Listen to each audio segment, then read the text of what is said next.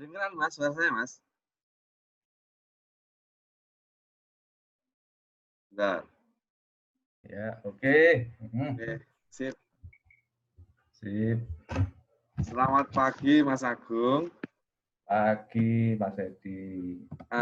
Jadi gini Mas, saya ini sedang membuat kajian tentang ekonomi kreatif di Kabupaten Kudus. Jadi yang saya harapkan dari kajian ini adalah saya mendapatkan profil pelaku, kemudian nantinya akan saya lanjutkan dengan rencana pengembangan ekonomi kreatif tersebut. Nah, bidang-bidang di ekonomi kreatif ada 16, diantaranya yaitu ada fotografi, kemudian ada film, ada kriya, desain, ada arsitektur, dan lain sebagainya. Makanan, minuman juga termasuk. Nah, salah satunya yaitu kan fotografi. Nah, saya kenal Mas Agung sebagai salah seorang pelaku aktif di ekonomi kreatif sampai sekarang. Masih ya Mas ya? Foto ya? Masih. Nah, Masih. jadi sumbangan saran, pikiran dari Mas Agung nanti akan menjadikan kajian yang saya nanti susun menjadi bagus. Saya yakin itu. Nah, saya mau minta tolong pada Mas Agung yang pertama-tama untuk memperkenalkan diri, Mas. Ya, Oke. usahanya ini bagaimana, awal mulanya, kemudian nanti bincang-bincang lanjutnya kita maksudnya smooth aja. Monggo, Mas. Ya, oke. Selamat pagi ya semuanya ya. Saya namanya Agung Wibowo Angkawijaya. Saya dulu lahir di Magelang tahun 74, kemudian kuliahnya di Satya Wacana Elektro, tapi malah akhirnya kerjanya di tukang foto. Ini. Jadi awalnya saya mencintai fotografi itu ketika saya punya anak pertama. Saya mikir-mikir, ini anak lahir kok nggak ada fotonya, kok nggak ada papanya, gitu. Akhirnya saya usahakan beli kamera, gitu. Kamera digital saya pertama tuh Nikon, gitu. Nikon 3 megapiksel kuno itu dengan waduh ya wis asal moto-moto aja gitu. Ya awalnya asal moto gitu, bahkan pertama kali saya lihat foto-foto orang yang di mana di tanggal di kalender ya, kalender tanggalan tuh saya pikir ini pasti tipu-tipuan karena nggak mungkin sebagus itu gitu. Wong saya mau pakai kamera kecil gini aja hasilnya jelek-jelek banget gitu. Tapi makin lama saya makin cinta sama fotografi ini.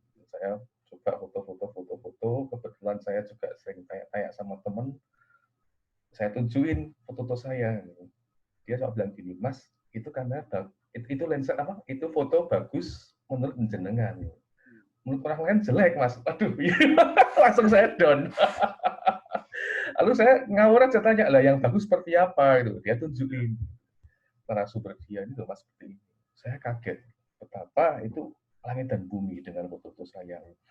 Loh, apa itu pakai kamera model apa? Gitu. Ya kalau Mas mau serius, kameranya harus seperti ini, harus DSLR gitu.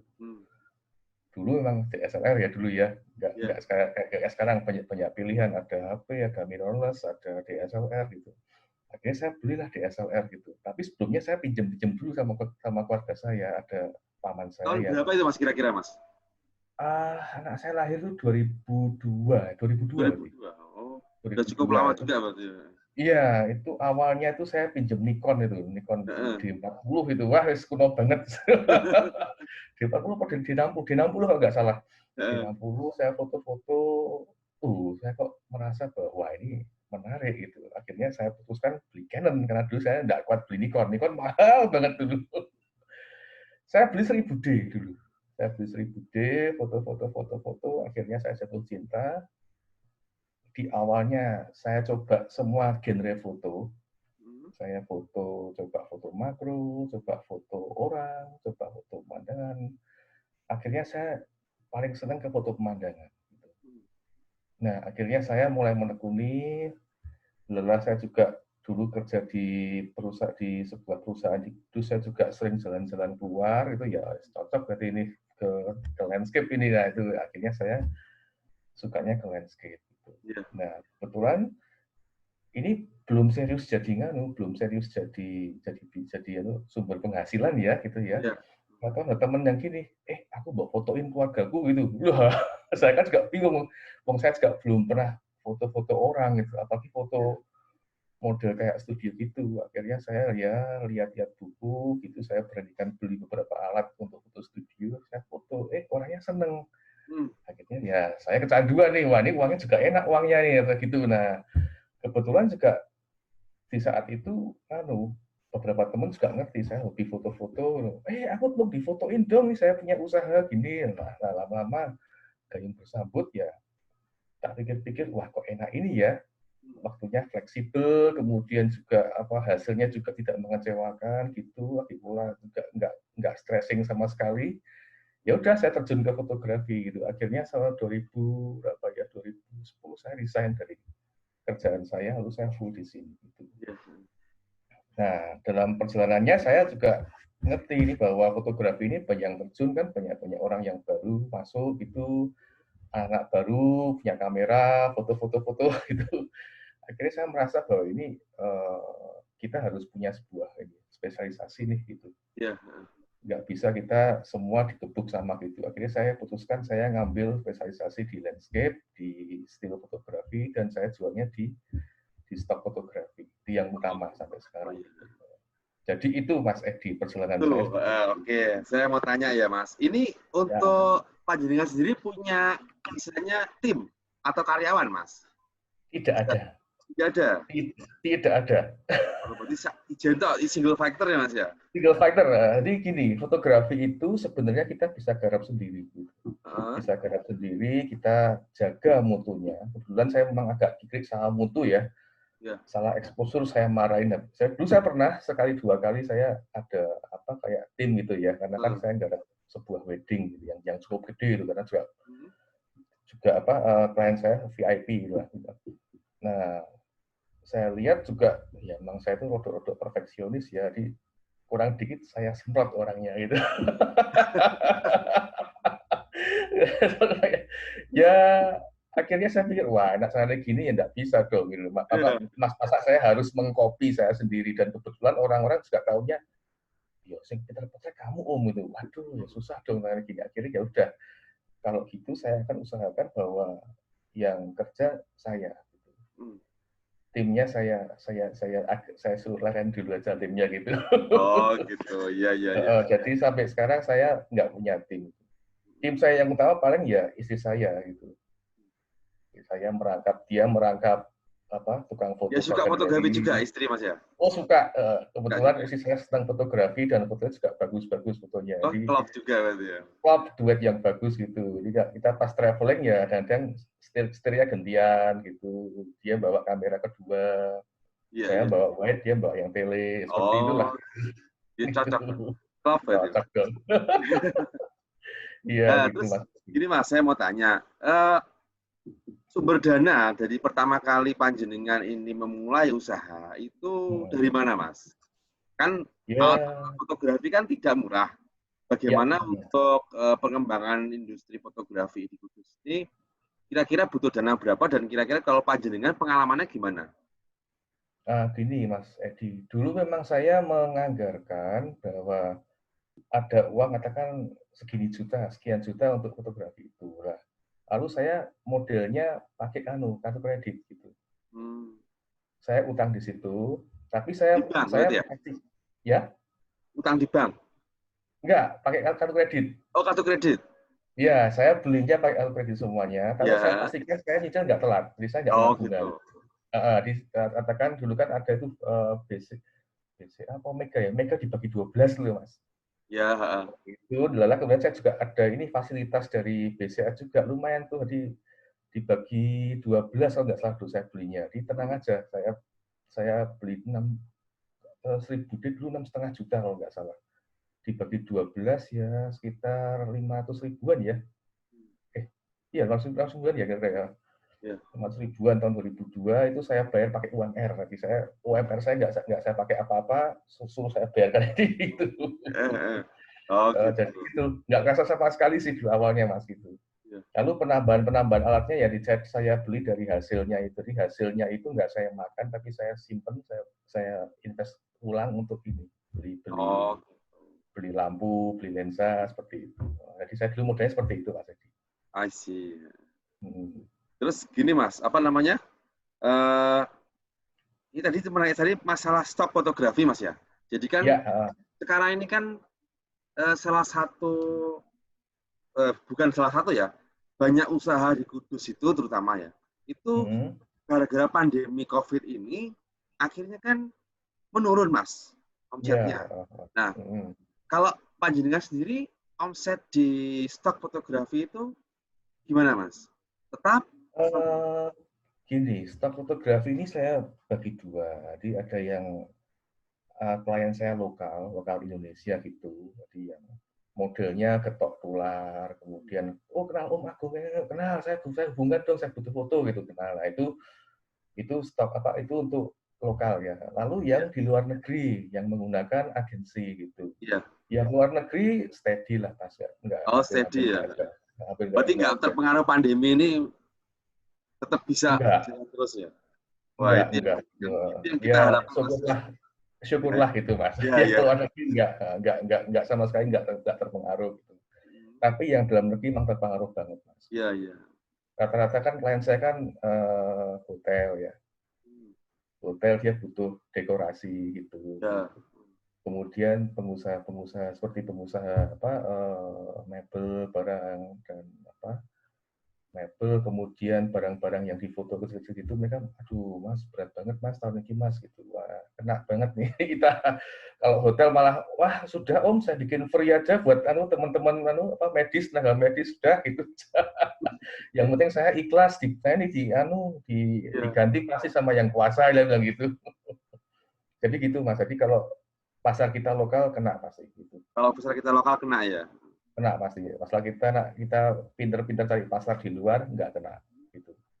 Jadi saya Mas, orang lain saya kurang tahu Mas ya. Iya. Terus kira-kira apa lagi Mas dari pengalaman panjenengan untuk penanganan COVID ini, terutama dari bidang fotografi sendiri, apa Mas kira-kira saran jenengan? Waduh, ada enggak? Nah, saya gini Mas, sementara kita ini masih masih dalam masa lockdown ya, kemudian juga banyak pengurangan omset ya. Yang jelas gini, karena fotografi itu skill, kita nggak boleh kehilangan skill. Kita harus selalu berlatih. Iya, harus selalu berlatih. Jadi feeling ya. Jadi ada fotografer yang cuma lihat sebuah ruangan, dia tahu berapa settingannya ini. Ini ISO berapa f berapa, speednya berapa, dia tahu gitu. Ya, ada yang seperti itu gitu. Itu kalau nggak dilatih hilang skillnya seperti itu. Itu penting sekali. Itu. Berarti tetap latihan terus berarti ya. Ya, harus berlatih terus. Coba jalan kaki pagi-pagi, kita bawa kamera, kita asah seperti itu. Jangan hilang. Pertama itu ya dari sisi kita sendiri, skill jangan hilang. Yang kedua dari sisi gear. Fotografi yang benar alatnya mahal gitu. Nah, alat yang mahal harus dirawat. Iya.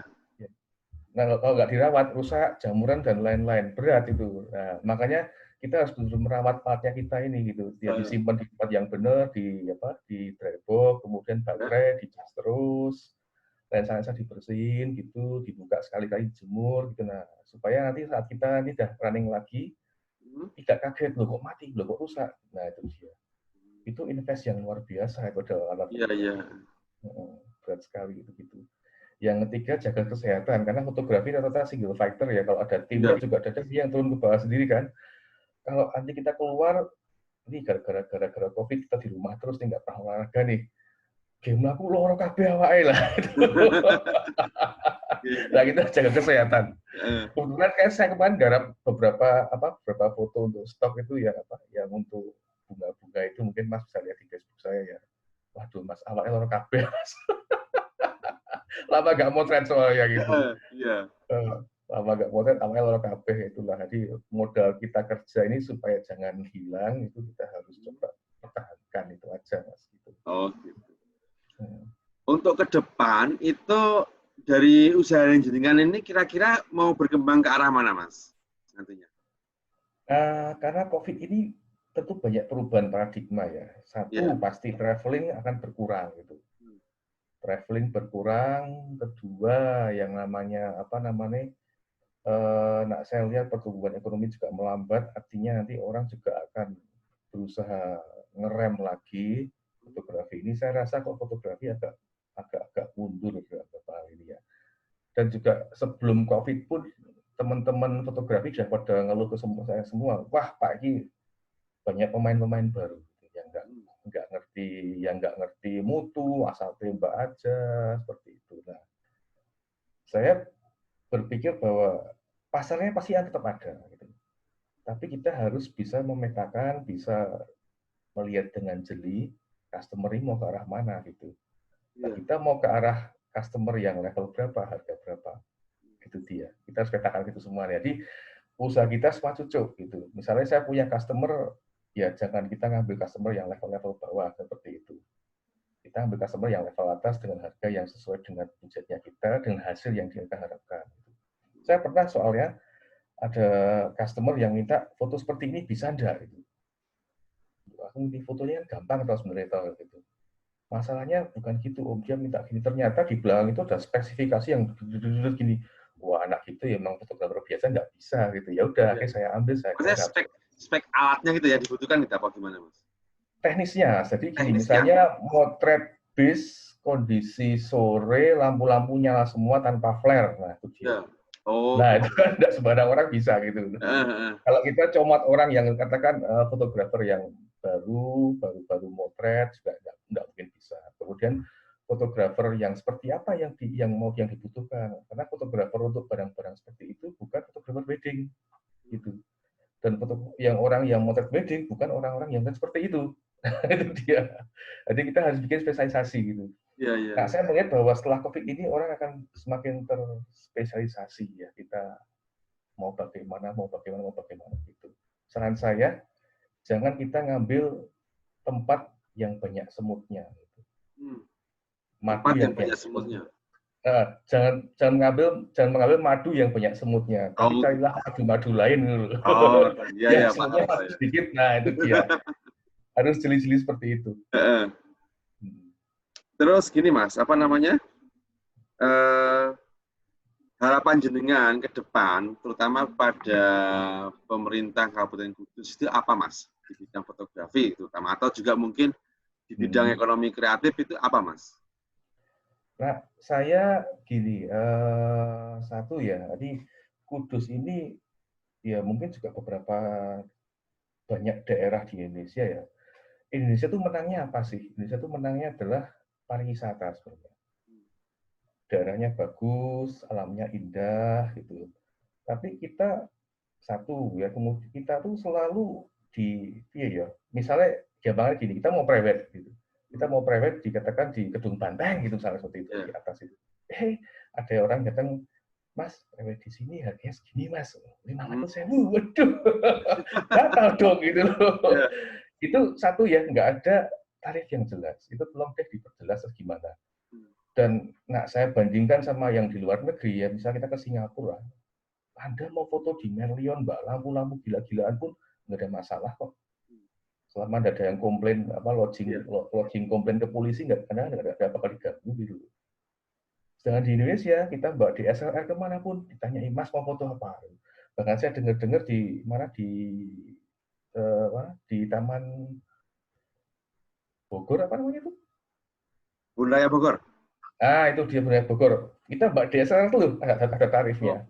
Gitu ya. Gitu toh. Lah Kudus jangan seperti itu dulu. Kudus jangan seperti itu, Kudus dong. Tolong dong kita ini dilindungi dalam arti ini usaha kreatif gitu. Kita akan mempromosikan katakan keindahannya Kudus gitu. Betul. Tapi sampai di sana ya selama ini saya belum pernah ya, yang saya pernah itu gimana ya? Ada saya lupa pernah itu. Tolong diperjelas ini. Oke. Masalah tarif-tarifnya ini, misalnya private tarifnya berapa? Di muka itu. Kita nggak seolah sudah foto-foto didatangin orang, Pak segini, lu kok ngono. Di depan tuh sudah ada anunya, sudah ada kayak pengumumannya, Anda private nggak segini, seperti itu. Atau syukur-syukur gratis, nggak usah ada tarif sama sekali gitu. Di Cina nggak ada, di Malaysia nggak ada, ya di Singapura nggak ada, di Thailand juga nggak ada. Indonesia ini loh, no. Iya benar Mas. Saya juga dengar memang beberapa tempat tuh fotografer kan ditarik kan itu. Ditarik Iya. kan waktu mau. Kan lucu juga. Jadinya kalau kita mau motret, istilahnya kita juga ikut memasarkan tempat itu kan sebenarnya. Iya betul gitu loh. Malah Wah payah ditarik. kok. Wah payah. Sedikit-sedikit langsung tarif gitu aja. Waduh, kalah. Saya bilang wah kalah dong kalian sama Singapura. Kalah dong kalian. Kita kemana Ya loh? memang itu memang pemikiran dari Yanunsew memang golongan-golongan masyarakat yang mungkin tidak tahu persis bagaimana sistem dijalankan, proses bisnis itu bagi mereka juga nantinya menguntungkan ya itu. Pokoknya ada peluang untuk mendapatkan uang ya tarik. Iya, sikat. Itu masih nganu Mas, yang saya mungkin agak yang jelas tuh ini apa namanya? Apa hutan pinus apa yang di Magelang itu Mas, kok lupa namanya hutan pinus Hutan apa ya? pinus Magelang. Yang dekatnya Ketep itu. Apa namanya lupa saya. Kenapa itu Mas? Saya tuh sampai gumun loh. Ada sebuah view yang bagus. Background-nya itu seperti apa? Seperti pohon-pohon bukit yang bagus gitu. Sudah dipoto kayak kios foto gitu. Ya gitu lah. Kayak Anda pakai ayunan bayar 10.000, Anda pakai duduk di ini kursi kopi bayar 5.000 gitu. Ya ampun, masa jualnya seperti itu loh. Ya, anak saya enggak gitu loh. Jangan merusak alam gitu. Jangan merusak view-nya alam gitu. Kadang-kadang juga lucu. Kayak dulu kasusnya yang di atas yang di mana yang di Rahtawu itu. Batu dicat semua. Batu-batu kali cat semua, cat kuning, cat merah, cat itu biru. iya. Ya ampun, ini gila. Baca itu. Sekarang udah masih dicat gitu apa udah dihapus ya kayaknya? Kayaknya langsung dihapus ya. Sudah dihapus. Cuma ya itu dicat putih kedung opo. Wah, ya ampun, buat jangan itu loh.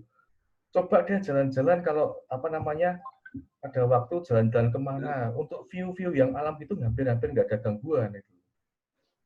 New Zealand misalnya, waduh, parkir gratis, ya toh toiletnya gratis, aman kondisinya, Anda bisa lihat air terjun apa barang, enak. Nyemplung silakan nyemplung kalau nggak ada larangan gitu loh. Apa kalau ada dangerous water apa dangerous current, Anda jangan nyemplung. Itu masalah Anda sendiri ya gitu. Ya. Tapi itu saya ke New Zealand hampir 2 minggu jalan-jalan ke South Island, waduh gila. Kontrasnya luar biasa. Mereka memang jual alam ya. Mereka menyajikan alam ini apa adanya. Aduh, langit dan bumi. Langit dan bumi. Jadi harapan saya seperti itu. Kalau Kudus mau menjual alamnya, lengkapi dengan yang bagus, sarana yang bagus, jalan yang baik. Tapi itu dari sisi hukumnya diperjelas. Masalah private seperti apa, masalah tarif seperti apa, pungli. Iya betul. Kita harus melindungi dong para pelaku ini, ekonomi kreatif ini yang sedang mengerjakan tugasnya gitu. Iya betul. Ya kira-kira gitu Mas. Ya, oke. Ya, saya rasa cukup Mas dari wawancara ini. Wawancaranya saya terima kasih sekali banyak masukan dari Mas Agung, terutama tentang pengembangan ekonomi kreatif di Kudus ini. Ya, insya Allah nanti akan coba saya susun sebaik mungkin. Nanti kalau misalkan jenengan berkenan ya nanti bisa saya kasih hasilnya. Jadi intinya saya tertarik dengan ekonomi kreatif karena di Kudus ini termasuk yang ketinggalan Mas dalam hanya menampung aspirasi atau juga mungkin ada lembaga khusus untuk berkecimpung di dalam ekonomi kreatif, terutama dari pihak pemerintahnya gitu. Iya. Nah itu karena tupoksi saya juga baru kan saya ini di sini. Nah saya pengen kita bergerak istilahnya sama dengan daerah lain yang sudah menerapkan regulasi di bidang ekonomi kreatif seperti itu. Iya. Jadi saya terima kasih untuk wawancara yang sangat menarik ini.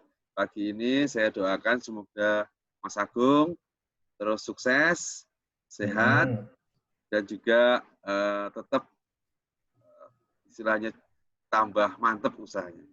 Amin. Makasih Mas Edi. Baik Mas, saya sudahi Ya, sampai, oke. sampai segini. Terima kasih atas waktunya. Nggih. Pagi Nggih, nggih. Mas. Selamat pagi. Selamat pagi. Selamat pagi. Oke.